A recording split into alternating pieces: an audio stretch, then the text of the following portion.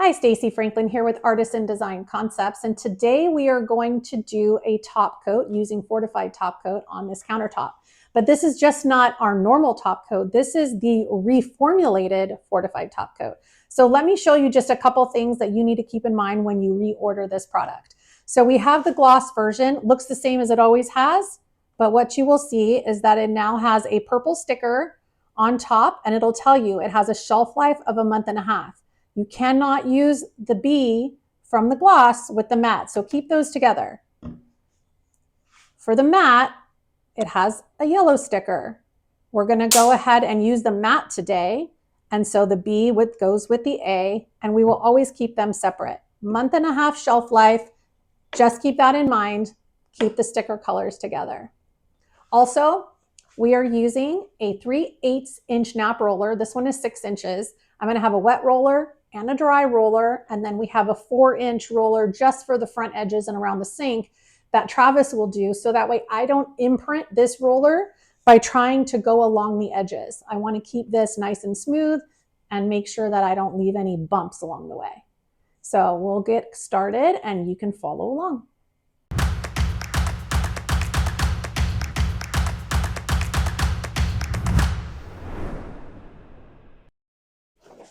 Okay, before we get started, I want to show you what we have in our pouring area. So this is a thermometer that tells us the temperature and the humidity in here. So right now it's 71 degrees and 45% relative humidity. We have a humidifier here inside, so that way we can add to the humidity because it's really dry here in the desert.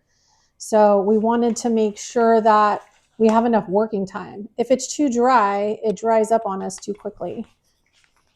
So what I'm doing here, and we'll take the camera off at the end and give you a close-up of what this kind of looks like. I'm just trying to get my roller a little bit saturated. Okay, so I'm gonna go ahead and just get this out. Travis will prime his roller here in a second, and that is, you want to go ahead and prime it? He will use that for inside the sink edges and the front edge. There we go. Quick disclaimer before we continue the tutorial. In the original application, I used the old formula of square footage times 0.2, which gave me about 3 ounces. But with the newly reformulated fortified top coat being ever so slightly thicker, the correct ratio is now the square footage times 0.375. Once you calculate that amount, round up to the nearest mixable 2-to-1 amount, since you also need enough product to properly prime your roller. My updated calculation came out to 5 ounces, but because of the 2-to-1 mix ratio, I rounded up to 6 ounces. So in this video, you'll see the original 3-ounce application, but I later sanded with 220 grit and reapplied using 6 ounces, and you'll see those final finish results at the end. So you can see I kind of push a bead out and then work my roller. I'm pushing pretty hard because I want to get this really worked in.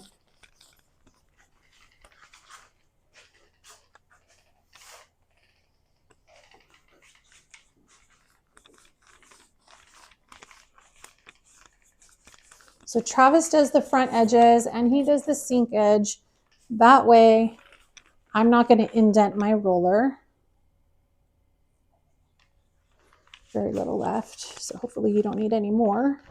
I have just enough.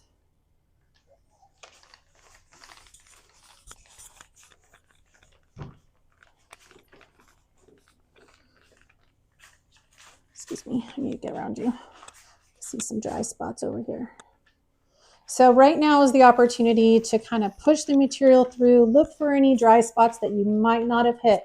It's really, really, really important to have good lighting during your top coat, because otherwise you're going to miss,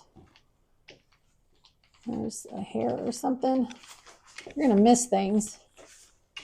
So I saw something in the top coat right now. I'm just using my hand to get it out. It could have been a fuzz or a hair. So right now I'm working it in. I'm not worried about the lines. Dry spots back there. I just got it, no? Nope. I'm telling you.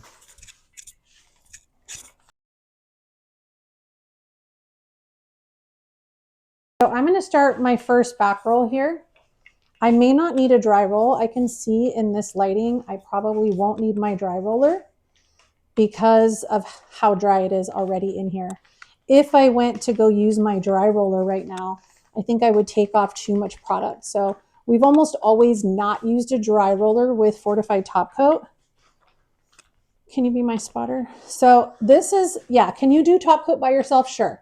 But I can tell you right now, it helps so much to have a spotter, and he can see things that I can't. He's taller than me. I'm coming back. Just keep an eye on that. He can tell if I've missed something because, you know, his vantage point is different, and he's able to bend down, look at the light, get on all sides of this counter and see something that maybe I missed.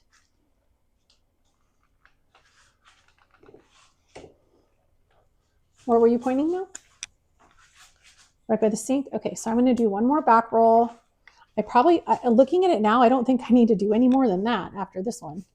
Looks really good. Yeah, I'm going to redo the sink here in a second. Might need a little more product if I have it. Yeah, could use a touch more around this sink edge. Watch out, let me get that dry spot that you saw.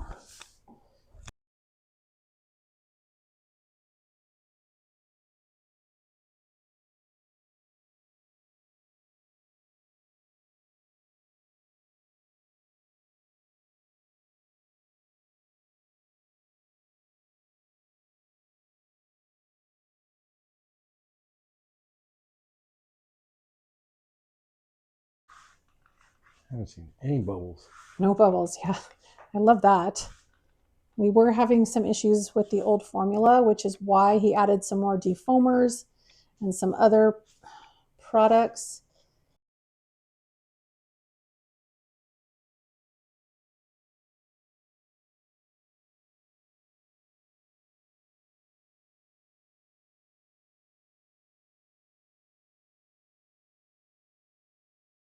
So far it's looking really nice though. I can't wait to see what it looks like when it actually mats down.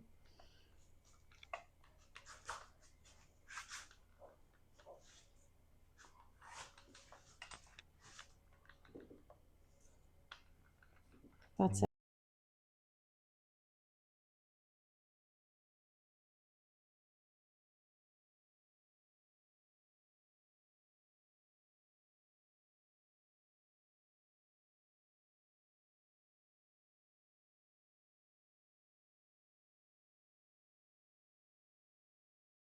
All right, so looking at this now, I'm going to take the camera off of the tripod here and show you what it looks like up close.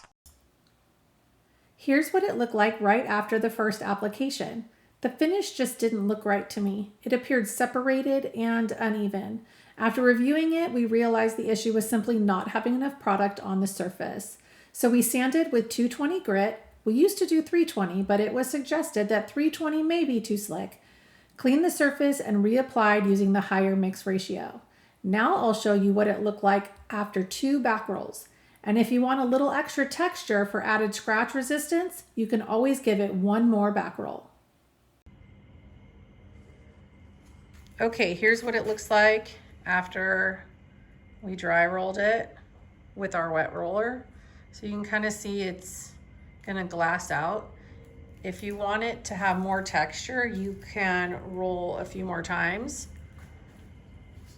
But that's kind of the look that I'm seeing right now. No bubbles, just everything that's gonna lay out flat.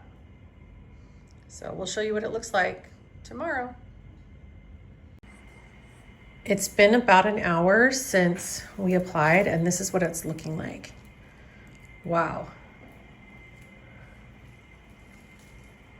So it just has a slight texture to it, and when it mats down, I bet you that you're hardly even gonna see that texture whatsoever. Ooh, this is nice. I'm trying to catch the light for you.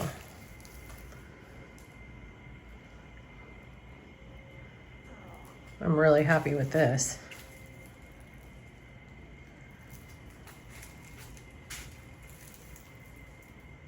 All right, I'll show you what it looks like when it completely mattes down.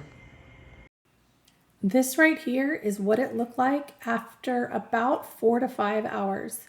It was totally matted down and lightly touchable. And this is the final result. Totally smooth, no texture to be felt, and absolutely gorgeous.